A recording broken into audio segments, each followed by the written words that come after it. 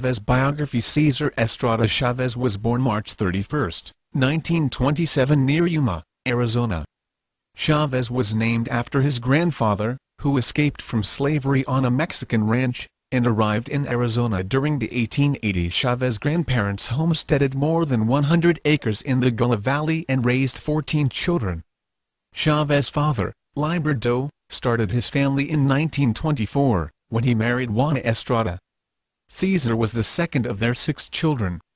Librado worked on the family ranch, and owned a store in the Gila Valley. The family lived in an apartment above the store. Chavez began school at age 7, but he found it difficult because his family spoke only Spanish.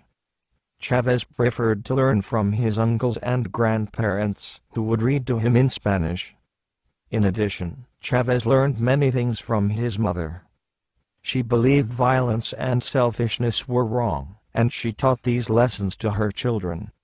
In the 1930s, Chavez's father lost his business because of the Great Depression, and the family moved back to the ranch. However, in 1937, a severe drought forced the family to give up the ranch. The next year, Chavez and his family packed their belongings and headed to California in search of work. In California, the Chavez family became part of the migrant community, traveling from farm to pick fruits and vegetables during the harvest. They lived in numerous migrant camps and often were forced to sleep in their car. Chavez sporadically attended more than 30 elementary schools, often encountering cruel discrimination. Once Chavez completed the 8th grade, he quit school and worked full-time in the vineyards. His family was able to rent a small cottage in San Jose and make it their home. Then in 1944, Chavez joined the Navy and served in World War II. After completing his duty 2 years later, Chavez returned to California. He married Helen Fabella in 1948, and they moved into a one-room shack in Delano. Chavez again worked in the fields, but he began to fight for change. That same year, Chavez took part in his first strike in protest of low wages and poor working conditions. However, within several days the workers were forced back to the fields. In 1952, Chavez met Fred Ross, who was part of a group called the Community Service Organization, formed by Saul Aliansky. Chavez became part of the organization and began urging Mexican Americans to register and vote.